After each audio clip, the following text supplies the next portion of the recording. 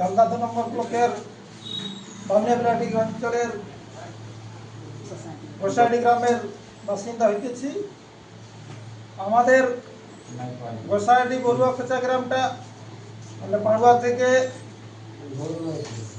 গোসাইডি যাতায়াতের একটু সমস্যা আছে, পিসিসির প্রয়োজন আছে। আমরা পাহাড়ি এলাকার মানুষ, এখানে আমাদের ইলেকট্রিক প্রয়োজন আছে, আমাদের নলকূপের প্রয়োজন আছে। আমাদের যেমন নলকূপের অনেক অসুবিধা আছে। আমাদের আদিবাসী গ্রাম জাহিরা থানা আছে, সেখানে ইলেকট্রিক লাইট দিলে একটু ভালো হয়।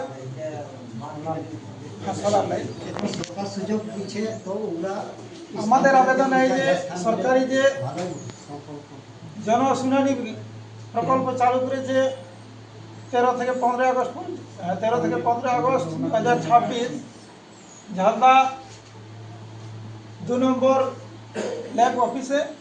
এখানে আমরা আবেদন করতে চাই যেন আমাদের